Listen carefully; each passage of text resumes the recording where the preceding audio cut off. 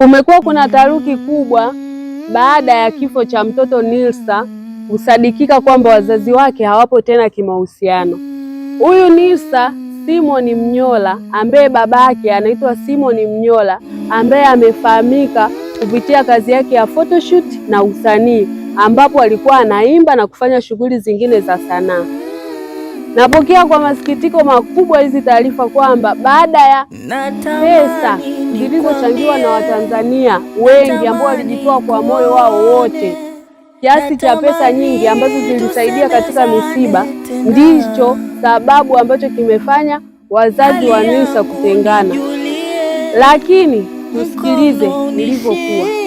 Huyu Nilsa Mnyola alizaliwa tarehe 25 mwezi wa 8 2025 na alikuwa akisumbuliwa na maradhi ambayo yalimpelekea hospitali iwe ni sehemu yake ya karibu.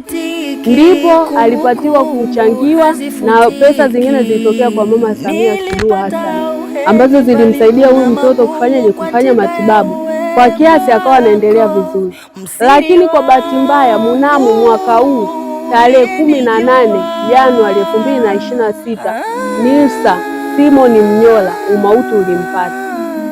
Sasa baada ya taratibu zote za mazishi, Watanzania kuchangia pesa, na pesa ambazo zilikuwa zimechangiwa takriban zilifika milioni 17 kwa makadirio, na hizo pesa zilisaidia katika mazishi, zilisaidia kwenye mzunguko mzima mpaka mtoto akapata sehemu ya kupumzishwa. Baada ya mtoto Nilsa kuzikwa, babake zile pesa alikuwa nazo milioni 17, akasema hizi pesa nimezitumia kufanyaje?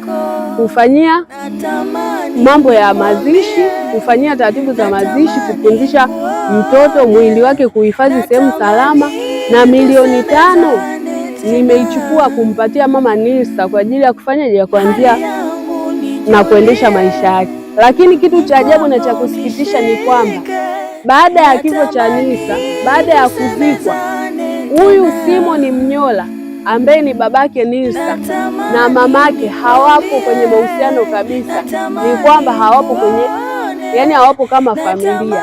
Ina maana mtoto ndo aliyekuwa anawaunganisha, lakini mpaka saizi hawapo pamoja. Na naomba nikujulishe hivi kwamba huyu Simon Mnyola ambaye alikuwa ni babake na Nilsa yupo kimahusiano na mwanamke mwingine mbali na ambaye alikuwa nani mke wake. Jamani, sijui nitumie kauli gani kuwaasi. Dunia imechafuka. Hizi imekuwa kama mtoto ndo anayeunganisha familia, lakini mtoto akitoweka mambo yote yanasambaratika. Je, vipi kama huyo mtoto Mungu asinge kupatia? Je, ungeachana na mke wako au mume wako? Nataka kuwashauri jamani, kuweni makini, tuishi kwa kuaminiana. Sio tatizo limekukuta ndipo ambapo unaona ulishikilie. Baada ya tatizo kuisha uachane na yule ambaye uliambatana naye. Huyu baba Nilsa ameonyesha kitu ambacho kwa kweli sijapenda, na watu wengi ambao walikuwa wamechangia huu mchango wameguswa na hilo tukio. Kwa nini huyu baba Nilsa ameachana na mke wake baada ya mtoto kufariki? Kwa nini ameanzisha mahusiano mengine baada ya mtoto wake kufariki? Bado mpaka sasa hatujajua sababu za msingi alizoelezea, lakini amesema hivi, alisahau kuambia kwamba hakuwa kwenye mahusiano na mama Nilsa baada ya nini kwenye mahusiano. Kwa sasa hizi hawapo tena. Jamani, kwa kweli Mungu aturehemu, lakini ni hicho tu nitaka kuambia. Pia usisahau kunifollow kwenye akaunti yangu ya Facebook. Jina ni Agripina Adam. Naomba ufollow, ulike na kucomment.